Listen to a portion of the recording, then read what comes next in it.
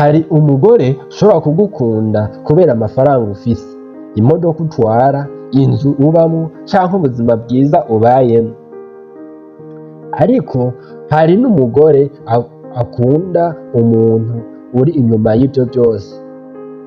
Umugabo ashobora kugira akazi keza uyu munsi, amafaranga menshi, abantu bamwubaha n'ubuzima bwiza, ariko ubuzima burashobora guhinduka bukamushira mu bihe bigoye.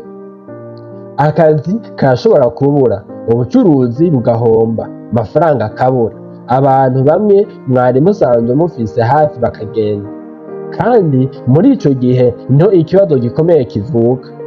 Uwo mugore azoguma iruhande rwawe canke azogenda kubera ubukene? Muri iki kiganiro ca Kivura Media turaraba ibintu vyerekana umugore w'umutima. Wa mugore atagukunda kubera ivyo utunze gusa, ahubwo agukunda kubera uwo uri. Nimba uri umugabo, iki kiganiro gishobora kugufasha kumenya uwo mwubakana.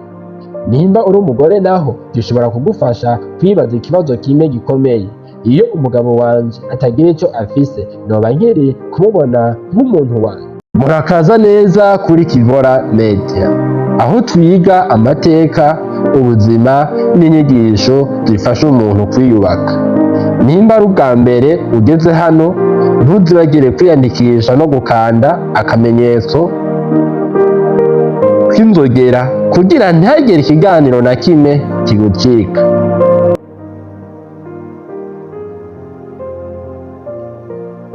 Icya mbere, umugore w'umutima ntahindura urukundo kubera amafaranga. Umugore w'umutima arashobora gukunda umugabo wiwe igihe ibintu vyifashe neza, ariko ntahindure umutima wiwe igihe ubuzima bugoye. Ntibisobanura ko akunda ubukene canke ko atifuza iterambere. Oya, arashaka ko umugabo wiwe atera imbere, ariko iyo iterambere ritariho ntaca avuga ati ntaco ukimaze, ahubwo avuga ati iki gihe turagitsinda turi kumwe. Hari itandukaniro rinini hagati y'umuntu agukunda kubera ibyo umuha n'umuntu agukunda kubera uwo uri. Uwukunda ibyo umuha araguma igihe utanga. Ukunda wewe agerageza kuguma igihe utagishoboye gutanga nk'uko wahora ubikora. Icya kabiri, iyo amafaranga abuze ntaca agutesha agaciro. Ubukene bushobora gutuma umugabo yumva yatakaza agaciro. Iyo umuntu yari asanzwe ashobora kwishura ibintu byose hanyuma akaza kubura amafaranga, ashobora kugira ubwoba bwo kubwira umugore wiwe ukuri. Umugore w'umutima ntamwongereza uwo mutwaro, ntamusebya imbere y'abandi, ntavuga ati kera wari ushoboye ubu ntaco ukimaze, ahubwo agerageza kumubwira ati tuzosubira duhagarare. Amajambo make nk'ayo ashobora guhindura ubuzima bw'umuntu, kuko rimwe na rimwe umugabo ntaba akeneye amafaranga gusa, akeneye umuntu amwibutsa ko agaciro kiwe katagirwa n'amafaranga afise uyu munsi. Icya gatatu, arashobora kugabanya ibyo yipfuza kugira ngo urugo rubandanye. Umugore w'umutima aratahura ko hari ibihe bisaba kwihangana. Iyo amafaranga ari make, arashobora kugabanya ibyo yakwipfuza. Ntiyirirwe asaba ibintu umugabo atashoboye kuronka. Ntagereranya urugo rwiwe n'iz'abandi, kuko azi ko ubuzima atari uguhiganwa. Uyu munsi ushobora kuba uri hasi, ejo ukazoba uri hejuru. Uyu munsi ushobora kurya bike, ejo ukazoronka byinshi. Icy'ingenzi ni uko mwese mukomeza urugo. Icya kane, aragushigikira mu kurondera inzira yo gusubira guhagarara. Umugore w'umutima ntavuga ati gusa humura, arashobora no kwibaza ati twokora iki kugira ibintu bisubire mu buryo. Ashobora gutanga icyiyumviro, ashobora kugufasha gutegura amafaranga, ashobora kukwibutsa amahirwe ari hafi, ashobora no gutangura akantu gato ko gukora kugira ngo umuryango ubone aho utangurira. Si ukuvuga ko umugore ategerezwa kwikorera umutwaro wose, oya, ni ugufashanya. Urugo rukomeye ni urugo aho abantu babiri bavuga bati ikibazo cawe ni icanje. Ica gatanu, ntakwibutsa ivyo yagukoreye. Iki ni kimwe mu bimenyetso bikomeye. Hari umuntu agufasha ariko buri gihe akakwibutsa ati iyo ntahaba. Niwibuke uwo narindi kuri wewe, ni jewe nakubeshejeho. Umugore w'umutima arashobora gufasha umugabo wiwe ariko ntamukoreshe nk'umuntu afise umwenda w'urukundo. Aramufasha kubera ko ari umukunzi wiwe, umugabo wiwe, uwo bahisemo kubana ubuzima. Urukundo nyarwo ntiruhora rwandika urutonde rw'ivyo rwakoze. Ica gatandatu, arakubaha n'igihe abandi batabibona. Iyo umugabo ari mu bihe bikomeye, abantu bamwe bashobora guca bamureka. Abahoze bamwubaha bakamwita amazina, abahoze baza kumusuhuza bakamwirinda. Ariko umugore w'umutima arashobora kuguma amwubaha kuko yubaha umuntu atari amafaranga yiwe. Kandi ibi ni ingenzi cyane. Ubukene ntibukwiye kuba urwitwazo rwo guhohotera canke gusuzugura uwo mwubakanye. Umugore w'umutima arashigikira umugabo ariko nawe akwiye kubahwa, gukumva no gufatwa neza. Icanzi arakubwiza ukuri ariko ntakuvunagura umutima.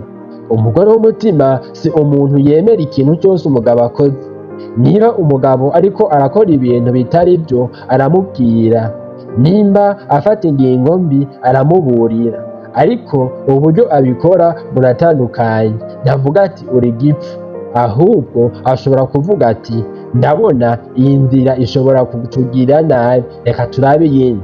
Urukundo rutuma umuntu akubwiza ukuri, ariko icubahiro gituma abikora mu buryo butasebyanya. Ica munani, ntagereranya umugabo wiwe n'abandi. Igihe amafaranga ari make, ibintu bishobora kuba bibi iyo umugore atanguye kukugereranya n'uwundi mugabo. Raba kanaka ico amaze, umugabo wa kanaka yarashoboye, wewe kuki utameze nkawe? Aya majambo ashobora kubabaza umugabo cyane. Umugore w'umutima rero arashobora kwipfuza ko umugabo wiwe atera imbere ariko ntamutesha agaciro amugereranya n'abandi bagabo, ahubwo amwibutsa ati reka twubake ubuzima bwacu dukurikiza ubushobozi dufise. Ica cenda, araguma ari umugenzi wawe. Ubukwe ntibukwiye kuba amafaranga gusa. Hari igihe amafaranga ari menshi ariko urukundo ruke. Hari igihe amafaranga ari make ariko umunezero ukaba mwinshi. Umugore w'umutima aba umugenzi w'umugabo wiwe. Baraganira, baratwenga, barahanurana, barategura ejo hazaza, barasangira ibibazo. Kuko iyo amafaranga abuze, ikintu gishobora kuguma gifise agaciro ni ubucuti buri hagati ya babiri. Ica cumi, ntahunga ikibazo, aragufasha kugihangana. Umugore w'umutima ntasezerana ko azogukiza ibibazo byose, ahubwo avuga ati sinzi ko ibintu bizoroha ryari, ariko ntituzoca dutana kubera iki kibazo. Aya ni amajambo akomeye kuko ubuzima bw'umuryango bugira ibihe byiza na bibi. Hari igihe umuntu aba afise akazi, hari igihe akabura, hari igihe ubucuruzi bwunguka, hari n'igihe buhomba, hari igihe amagara aba meza, hari n'igihe ibintu bigahindagurika. Umuntu mwubakana ni umuntu ategerezwa kuba iruhande yawe mu bihe bitandukanye, mu gihe haba hari icubahiro, ubudahemuka no gufashanya. Ica cumi na rimwe, arakubaha n'igihe ata muntu akubona. Hari igihe umuntu ashobora kwitwara neza imbere y'abantu, ariko iyo bari babiri agahinduka. Umugore w'umutima rero ni wa mugore agufata neza n'igihe ata muntu ariho.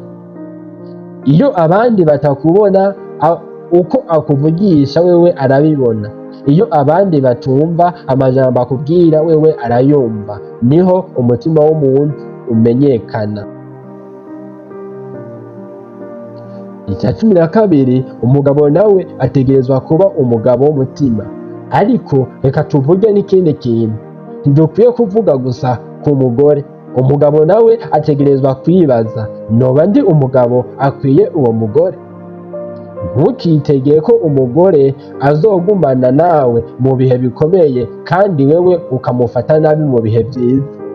Ntukitegeye ubudahemuka kandi wewe uri umuhemu. Ntukitege icubahiro kandi wewe umusuzugura. Urugo rwiza rwubakwa n'abantu babiri. Umugore w'umutima arakenewe, ariko n'umugabo w'umutima arakenewe. Icya 13, ubukene si bwo bugaragaza urukundo gusa. Icya 13, ubukene si bwo bugerageza urukundo gusa. Hari ikindi kintu abantu benshi bibagira. Urukundo rushobora kugeragezwa n'amafaranga, ariko rushobora no kugeragezwa n'ubwibone. Iyo umugabo aronse amafaranga menshi arashobora guhinduka. Iyo umugore aronse amafaranga menshi nawe arashobora guhinduka. Nicyo gituma urukundo nyarwo rutagomba gushingira ku mafaranga. Amafaranga ni igikoresho cyo kubaho, ntabwo ari cyo gipimo cy'agaciro k'umuntu. Icya 14, ikigwa gikomeye ku bantu bitegura kubana. Nimba uri umusore rondera umugore wo kubakana, nturabe gusa ubwiza, ntukirabe gusa uko yambara, nturabe gusa amafaranga afise. Raba uko afata abantu badafise ico bamufasha, raba uko afata abavyeyi, raba uko avuga ku bantu bari mu ngorane, raba uko yitwara iyo ibintu bitagenda uko yabishaka. Kuko umuntu ashobora kukubera mwiza igihe ibintu byose bigenda neza, ariko akakugora cyane igihe ubuzima bugoye.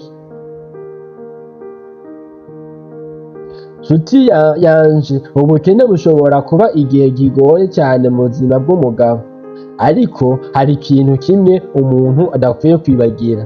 Agaciro kawe ntikagereranwa n'amafaranga ari mu mufuko wawe. Umugore w'umutima ntaba uwemera ubukene ubuziraherezo, ahubwo aba uwumva ko ubuzima bugira ibihe. Arashaka iterambere, arashaka umutekano, arashaka ubuzima bwiza. Ariko iyo ibintu bigoye ntaca afata umugabo wiwe nk'umuntu ataco amaze. Kandi nawe mugabo, ntukoreshe iri jambo ngo usabe umugore wawe kwihanganira ububi, ubunebwe canke ubuhemu. Umugore w'umutima aragushigikira mu ngorane, ariko nawe ube umugabo akwiye gushigikirwa. Nimba iki kiganiro cyagukoze ku mutima, sangiza umuntu umwe ushobora kugikenera. Kandi wibuke, umuntu w'ukuri